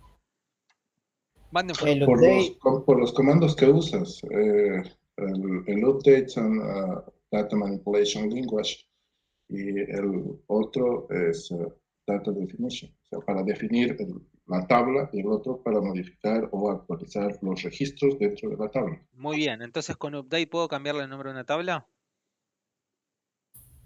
¿No? No, correcto. Correcto. Si yo le quiero cambiar el nombre de una tabla, ¿qué comando tengo que usar? Altatel. Bien. Correcto. Alter. Muy bien. A ver, si yo quiero borrar una base de datos, ¿qué comando uso? Truncate. Delete. Me encanta que uno dijo Bravo. truncate seguro y otro dijo delete, como si fuese. ¿Qué onda? ¿Qué dicen? Delete, truncate. Drop. Quiero borrar Drop. una base de datos. Drop, Drop. dicen otros. Tenemos 3. Drop, truncate y delete. ¿Qué opinan? ¿Cuál va? El drop. Sí, drop, para mí. Es drop, exactamente. Porque delete sirve para borrar registros, truncate sirve para borrar registros dentro de una tabla y resetear los contadores, o sea, no puedo borrar una base de datos. Y obviamente drop sí. Drop me deja borrar una base de datos o una tabla también. O un objeto también. Bien, vamos. Habíamos visto la página esta, w3schools.com, que se las recomendé para que entren y verifiquen y empiecen a chusmetear un poquito cómo es el lenguaje MySQL. Entran acá y entran a MySQL. Ahí adentro van a encontrar explicaciones de cada uno de los comandos. También van a tener ejercicios y les pueden dar un certificado que hicieron en el examen de W3 School. Eso está buenísimo para que lo cuelguen en LinkedIn si lo hacen. Les va a dar un poquito de chapa y les va a servir. Y también tienen referencias a un montón de otros lenguajes si les interesa. Pero bueno, nosotros vamos a ver MySQL. Habíamos visto que era el diccionario de datos. Básicamente es la definición, la receta de cómo van a ustedes replicar esa base de datos que hicieron. Van a decir, che, yo hice tantas tablas con estos campos, con estos tipos de datos en cada campo. Este campo es clave primaria por tal cosa. Este campo es clave foránea por tal otra. Toda esa definición del por qué y cómo lo van a dejar escrito en un diccionario de datos. Eso es básicamente, es la data de los datos. O sea, es la receta de la torta. ¿Se entiende? Si no se entiende algo, me preguntan y ahondamos más, si no, sigo.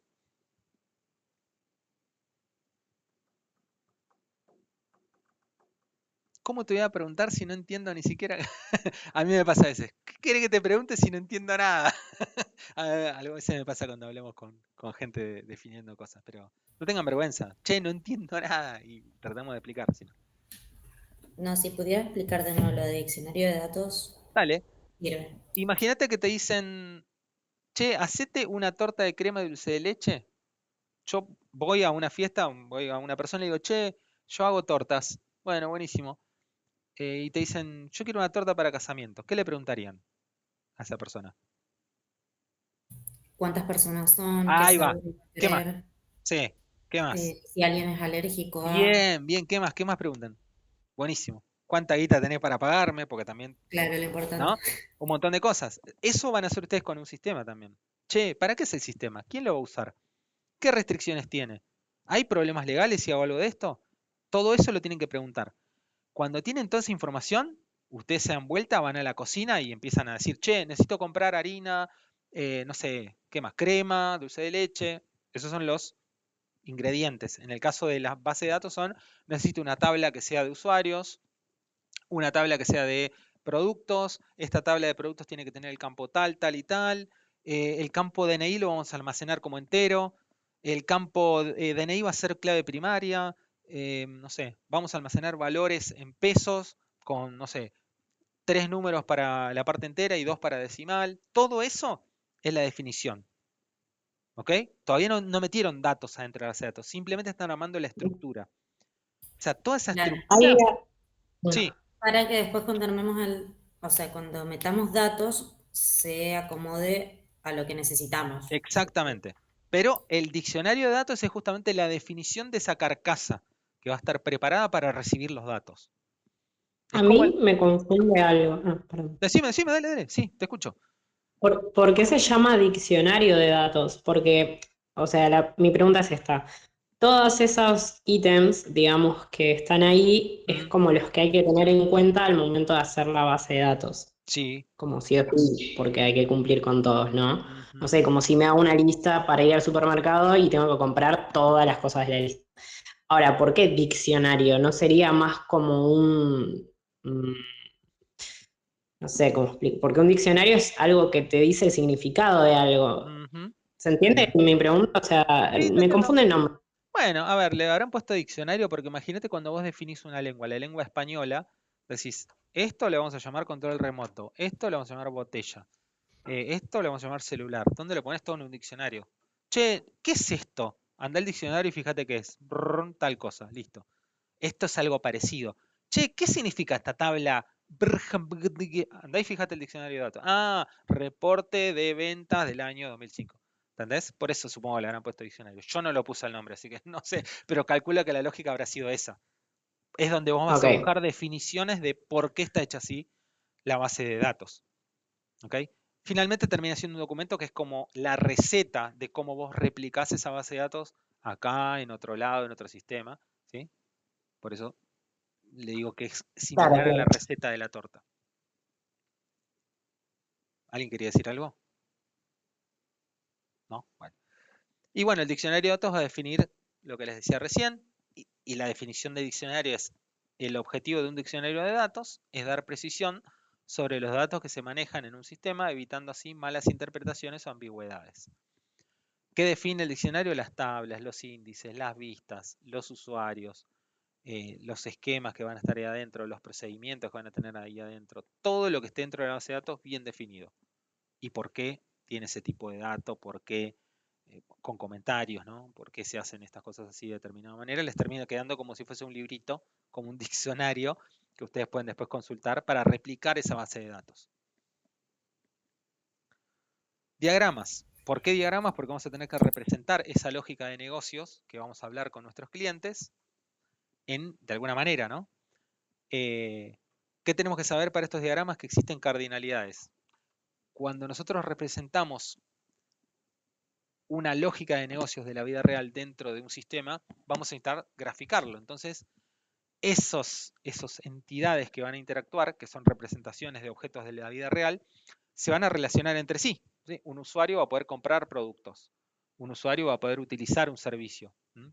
Un pedido va a tener adentro productos. Un pedido va a estar relacionado con un cliente. Todo esto se utiliza para relacionar esas entidades la cardinalidad. Y dentro de los softwares, o si quieren usar Word o PowerPoint o lo que quieran, van a tener que representar de alguna manera normalizada esas relaciones. No es que yo pueda hacer cualquier dibujito. Existe una normalización para dibujar. Como los planos de las casas tienen escalas y tienen determinados dibujitos para dibujar la puerta, la ventana, el mueblecito, acá en base de datos también existen dibujitos determinados para representar relaciones. Acá tienen los dibujitos de las relaciones posibles. Uno, muchos, uno y solo uno, 0 o 1, 1 o muchos, 0 o muchos. Todo esto se pueden combinar entre sí. Los que más van a encontrar son relaciones de 1 a 1, una persona, un DNI, una persona, de 1 a muchos, un papá, muchos hijos, un dueño, muchos perritos, un dueño, muchos autos. De muchos a 1, muchos autos pertenecen a un dueño, muchas mascotas pertenecen a un dueño, ¿sí? Muchos hijos tienen un papá. De muchos a muchos, muchos profesores enseñan a muchos alumnos y muchos alumnos tienen muchos profesores. Es el caso de nosotros. Después tienen, bueno, si quieren representar 1 y solo 1, 0 o 1, 1 o muchos y 0 o muchos. El ejemplo de 0 o 1, habíamos dicho ayer que era si yo quiero ser socio de un club. Si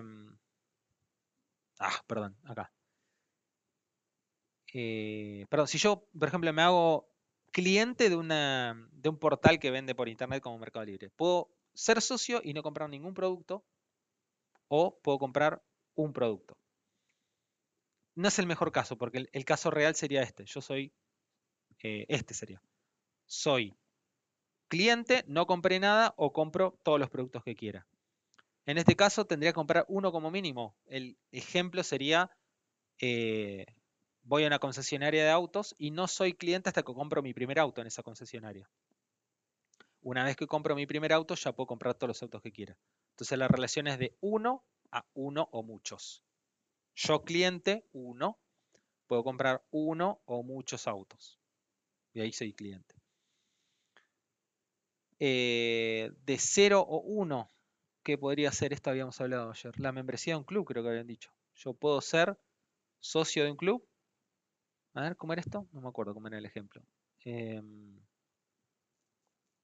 puedo tener 0 o 1. ¿Qué podría ser? Déjame empezar a ver. Habían dicho cuando sos un cupón de bienvenida, Ahí está, perfecto. Ahí está. Tengo 0 cupones de bienvenida cuando estoy suscrito, pero todavía no gasté ningún cupón de bienvenida, o gasté el primero y ya está. Se fue. No puedo tener otro cupón de bienvenida, solo uno. Bueno, esto sirve para eso, para representar ese tipo de relaciones. Estos son los diagramas de tablas. O sea, después de ver el diagrama entidad-relación, vamos a ver el diagrama de tablas. En un ratito vamos a ahondar un poquito más en este diagrama de entidad-relación y diagrama de tablas. Pero para que tengan una noción, los diagramas de tablas se dibujan así. Tienen un nombre, tienen atributos, tienen tipos de datos, primary key, foreign key y relaciones entre tablas. No se preocupen, que de vuelta lo vamos a ver en detalle. Muy importante, clave primaria tiene que cumplir 3 condiciones para ser clave primaria. Tiene que ser única, inalterable y nunca nula. Ejemplo, no podría ser clave primaria el nombre, no podría ser clave el apellido, porque se repiten. Podría tener muchos usuarios con nombre Pepe y muchos usuarios con nombre Biondi. Muchos usuarios que viven en una misma calle, en la misma ciudad, que tengan el mismo código postal, que tengan el mismo teléfono, pero solo un ID. Este ID es único, inalterable y nunca nulo. El DNI es único, inalterable y nunca nulo. Por eso también puede ser clave primaria. La patente es única, inalterable y nunca nula. Por eso puede ser clave primaria también. ¿Estamos bien? Voy rapidito, pero si hay alguna duda, pregunten, por favor. Profe, yo te iba a pedir si podías repetir la definición de update. ¿De update? Sí. Así me la anoto. Sí, de eso. Básicamente el comando update, tengo que volver para atrás, ni siquiera está acá. El comando update se utiliza para modificar o actualizar datos dentro de una tabla.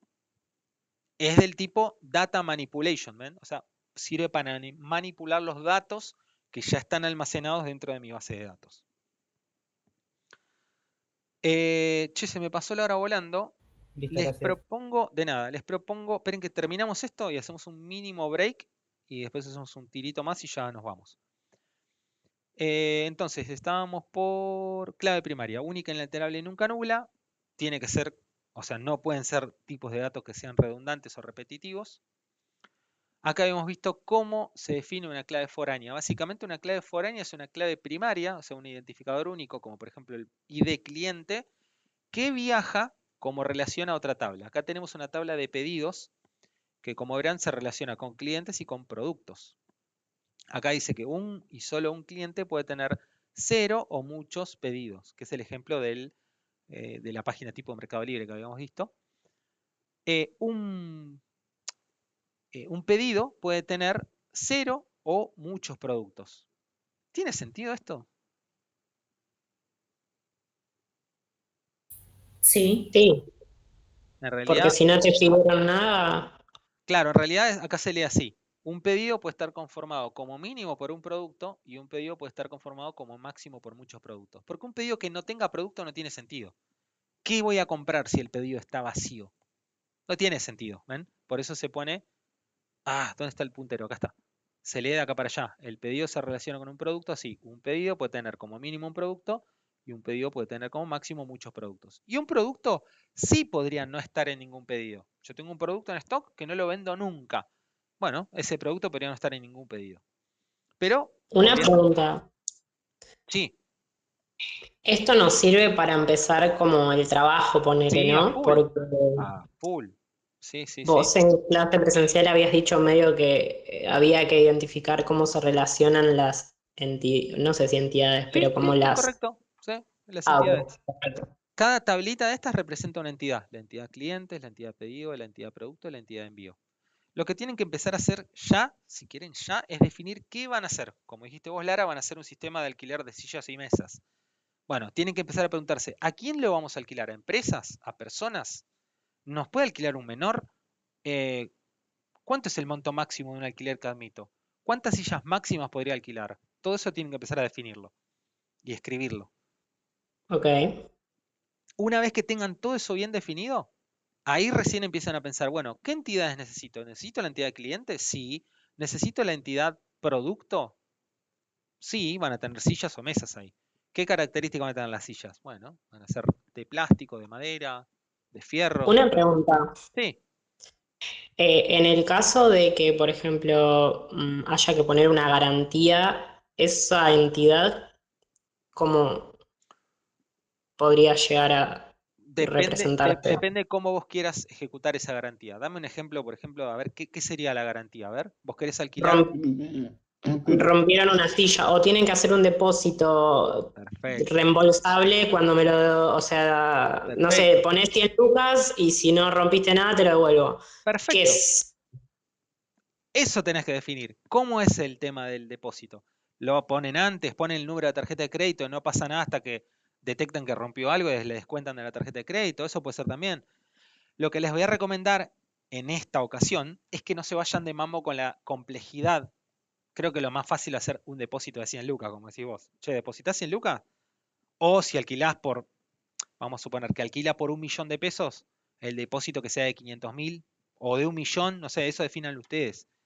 ¿Qué quieren hacer? ¿Me paga por adelantado? No sé, tanta guita y yo después se la devuelvo y solamente me quedo con la parte del alquiler. ¿Me explico? O sea, me está alquilando 1 millón en sillas y mesas. El alquiler va a salir 100.000 pesos, pero yo le pido, che, depositame 1 millón.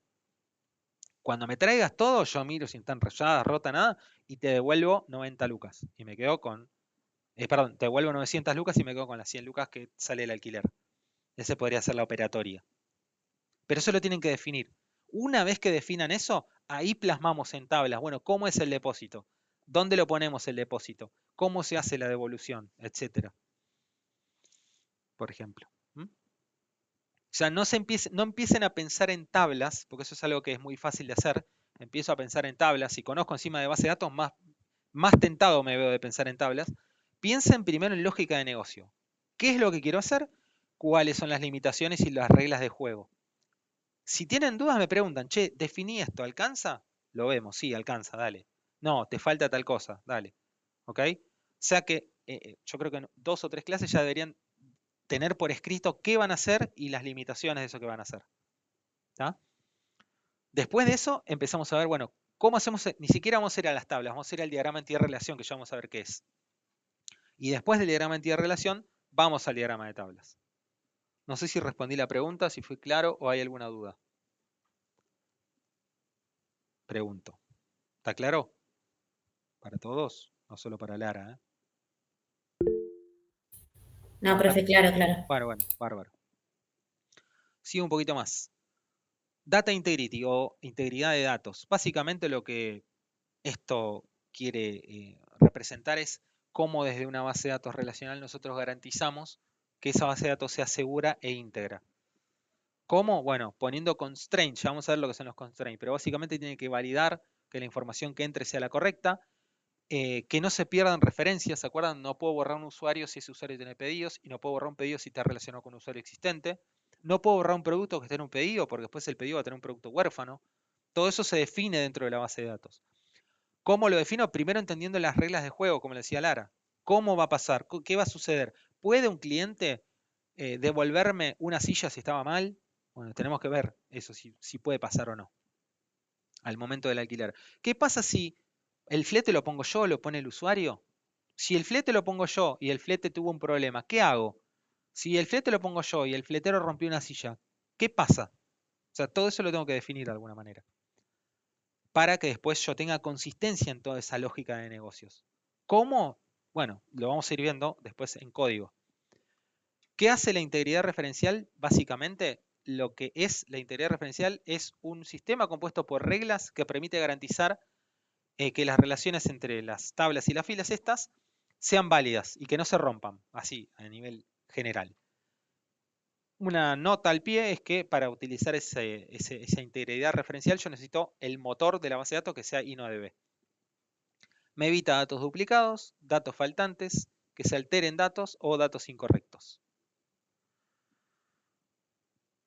Dentro de la integridad referencial nosotros vamos a tener determinado tipo de tablas. Tablas independientes que no tienen ninguna relación con la clave primaria ni foránea. Por ejemplo, tablas de usuarios, tablas de colores, qué sé yo, tablas de talles. Detalles de ropa, quiero decir, XL, L. Cosas que están ahí y que me sirven para llenar una lista desplegable. ¿Alguien quiere preguntar algo? Abrieron el micrófono ahí. No, profe, le quería pedir disculpas que se me cortó la luz en la peluquería.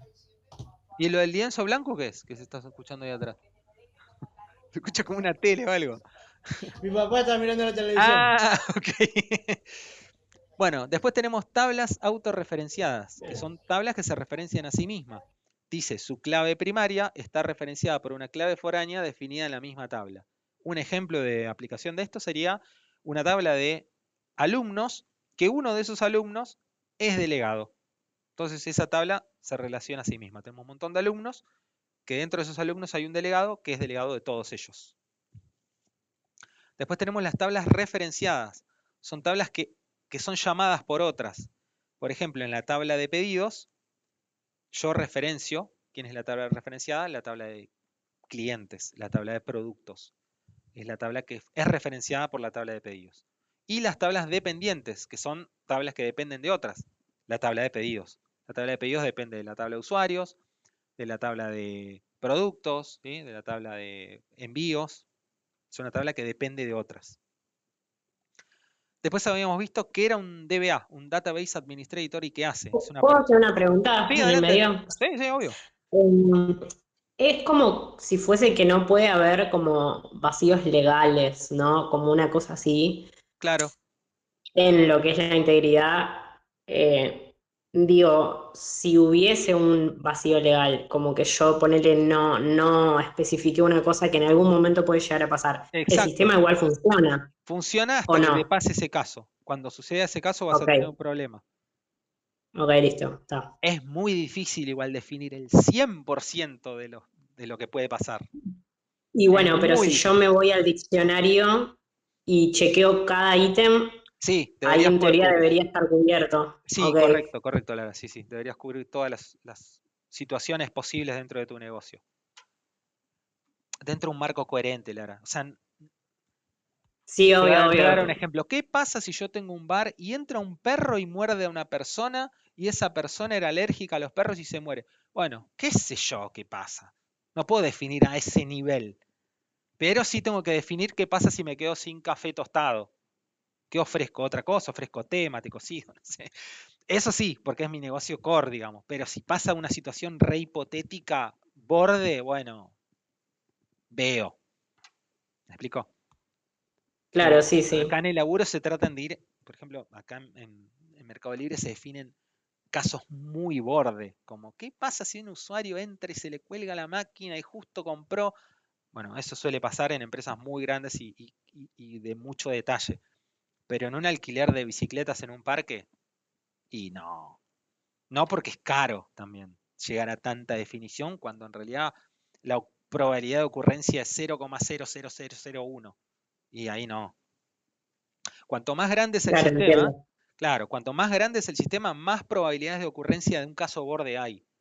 Entonces ahí Netflix, bueno, che, vamos a analizar qué pasa si lanzo una serie un día feriado que no hay gente laburando o hay menos gente laburando, bla, bla, bla, bla. Bueno, analizo el caso borde. Está buena la pregunta igual, Lara, muy buena. Bueno, hasta ahí habíamos visto, no, perdón, me faltó el último slide. Era el del DBA, me quedé ahí, perdón.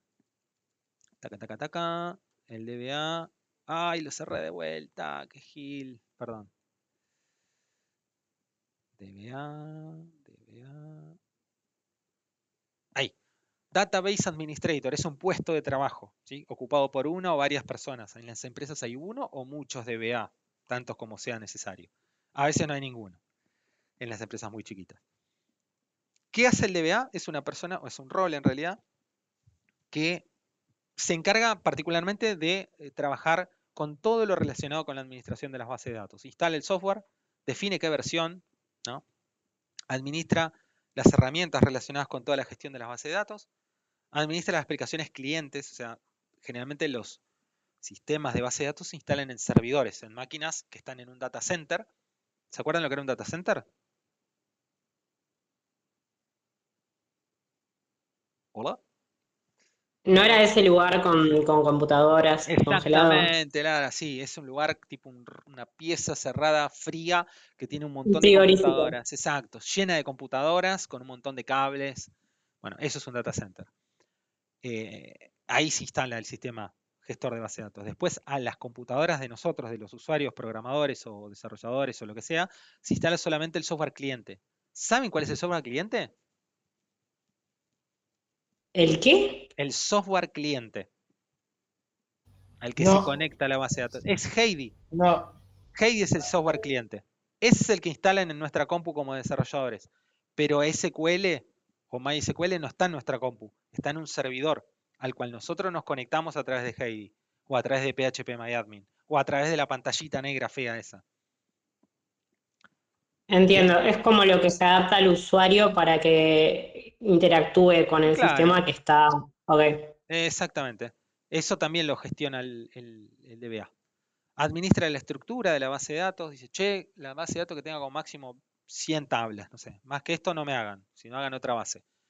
Administra la estructura, che, bueno, tablas con, no sé, de usuarios, quiero que tengan estos datos. Tablas de clientes, estos. Tablas de productos, estos. Va a definir un poco las líneas generales de cómo generar esas bases de datos. Te da como un marco, no te deja hacer cualquier cosa.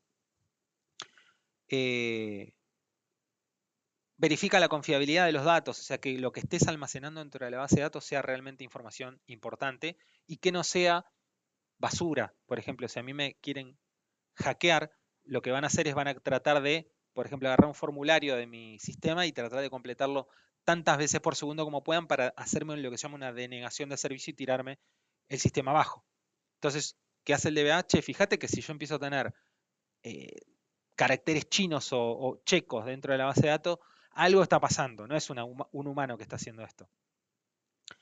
Establece la seguridad. Esta persona puede acceder o no a la tabla de sueldos. Por ejemplo, si vos sos un usuario que no es de recursos humanos, che, ojo, fíjate que el sistema está accediendo a los sueldos, va a botonear todo.